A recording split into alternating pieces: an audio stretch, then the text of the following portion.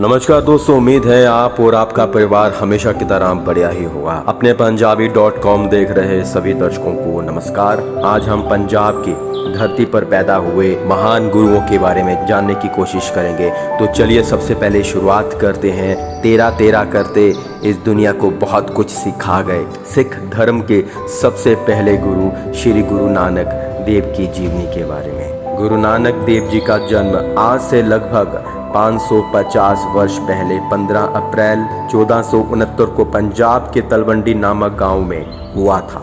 ये अब ननकाना साहिब पाकिस्तान में है। इनके पिता का नाम कालू राम मेहता और माता का नाम तृप्ता था। नानक जी जब कुछ बड़े हुए तो उन्हें पढ़ने के लिए पाठशाला भेजा गया। उनकी सहज बुद्धि बहुत तेज थी। वे कभी कभी अपने शिक्षकों से विचित्र सवाल पूछ लेते थे। उनका जवाब उनके शिक्षकों के पास भी नहीं होता था। जैसे एक दिन शिक्षक ने नानक से पट्टी पर अ लिखवाया। अब नानक ने अ तो लिख दिया, किंतु शिक्षक से पूछने लगे, गुरुजी अ का क्या अर्थ होता है?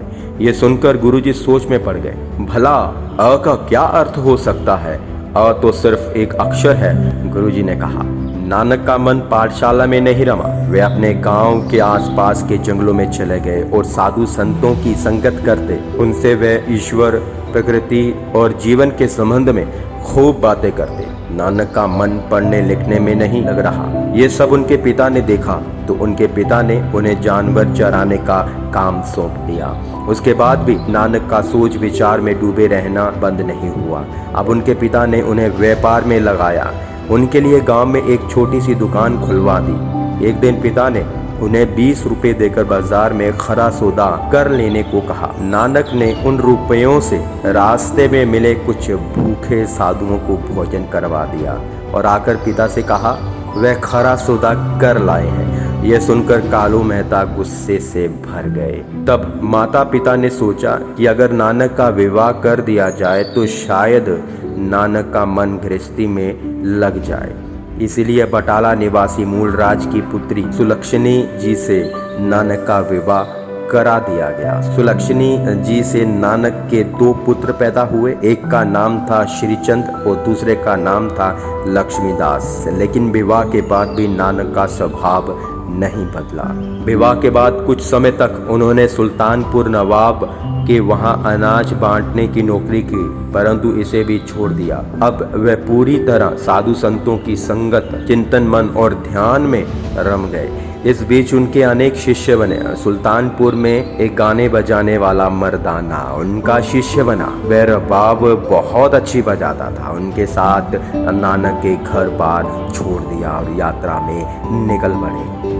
इस समय सारे समाज में अंधविश्वास, ऊंच नीच और जाति पाति की भावनाएं फैली हुई थी। सरकारी करिंदे और जमींदार जनता को लूट रहे थे। जनता की ऐसी दशा देखकर गुरु नानक जनता के बीच निकल पड़े। सबसे पहले उन्होंने दक्षिण पश्चिम पंजाब की यात्रा की। यात्रा करते हुए वे सदेपुर गांव में पहुंचे। वहां वे लालू नामक एक बड़ई के घर रुके। ये गरीब मेहनती साधु संतों की सेवा करता था। ये बात गांव के घर घर फैल गई कि गुरु नानक एक गरीब बड़ई के घर में ठहरे हैं। उसी गांव में ऊंची जाति का एक धनवान व्यक्ति भागो रहता था। उसने अपने यहाँ दूर दूर से साधु संतों को बुलाकर एक भव्य भोज का आयोजन करवा रखा था। उन्होंने नानक जी को भोज में बुलवाया, किंतु उन्होंने वहां आने से इनकार कर दिया। आखिर भागो ने उनसे अपने यहाँ ना खाने का कारण जानना चाहा तो नानक ने कहा, मैं ऊंच नीच में भेदभाव को नहीं मानता। लालू मेहनत से कमाता है, जबकि तुम गरीबों असहाय को सताकर दौलत कमाते हो। उसमें मुझे गरीबों की छींटें नजर आती हैं। जब नानक जी ने एक हाथ से लालू की सूखी रोटी और दूसरे हाथ से भागो के घर का पकवान दोनों हाथों को निचोड़ा तो लालू की रोटी से दूध निकला और वहीं भागो की रोटी से खून निकला। ये देखकर भागो और अन्य लोग बहुत चक्के रह गए। यहाँ से घूमते हुए वे पानीपत के सूफी संत शाह शरीफ से मिले, जो उन्हें मिलकर बहुत खुश हुए। उनके बाद उन्होंने बहुत जगहों की यात्रा की। यात्रा करते हुए वे असम पहुँचे। यहाँ एक ऊंची जाति का व्यक्ति खाना पका रहा था। नानक उसके चौके में चले गए। ये देखकर वह व्यक्ति नानक पर गुस्सा हो गया और चौके के भ्रष्ट होने की बात कही। ये सुनकर नानक देव ने कहा, आपका चौका तो पहले से ही भ्रष्ट है, क्योंकि आपके भीतर जो नीच जाति बसती है, आप उसे कैसे पवित्र करेंगे। यह सुनकर एक आदमी बहुत ज़्यादा शर्मिंदा हुआ। इस यात्रा में वह कुष्ठ रोगी के घर भी रुके, अपनी सेवा से उन्हें स्वस्थ बनाया। नानक ने अपनी यात्रा में मक्का और मदीना की यात्रा भी की। कहते हैं कि एक बार भूलवंश नानक जी जब लेटे थे तो उनका पैर काबा की तरफ था।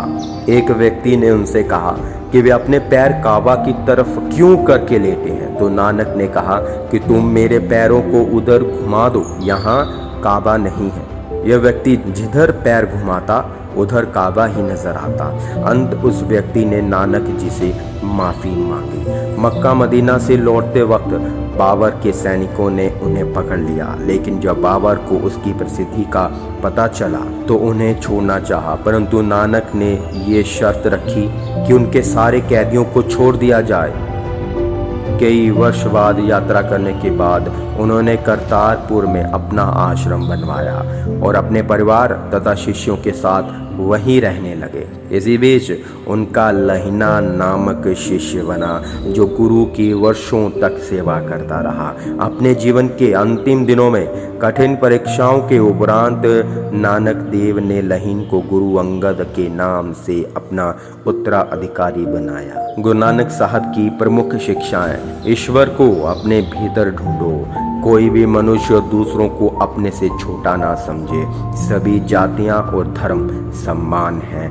ईश्वर को पाने के लिए किसी भी प्रकार का बाहरी आडंबर बेकार है। उनके अनुसार सब ईश्वर की उत्पत्ति है, उनके लिए कोई भी बड़ा या छोटा नहीं है। सन 1539 में गुरु नानक साहब जी ज्योति ज्योत समा गए, लेकिन आज भी वो हमारे अंग संग है। उनकी शिक्षाएं, उनका आशीर्वाद हमेशा आप सबके हमारे साथ हमेशा बरकरार है। बस हमें ये तय करना है कि हम उनके बताए हुए मार्ग पर चल रहे हैं या नहीं। गुरु नानक देव साहब जी के कुछ अनमोल वचन हैं। सदैव परोपकार करो, सच्चा जीवन निर्वाह करो, तर्क द्वारा कोई उसे नहीं समझ सकता, भले ही युगों तक वह तर्क करते रहो। हम मृत्यु को बुरा नहीं कहते अगर हम जानते हैं कि वास्तव में मरा कैसे जाता है।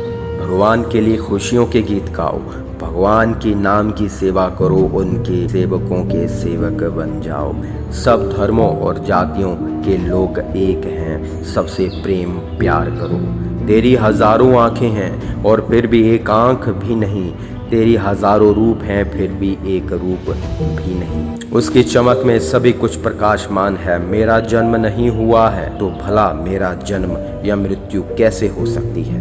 ना मैं एक बच्चा हूँ, ना मैं युवा हूँ, ना मैं बूढ़ा हूँ, ना मैं किसी जाति का हूँ। संसार में किसी भी व्यक्ति को भ्रम में नहीं रहना चाहिए।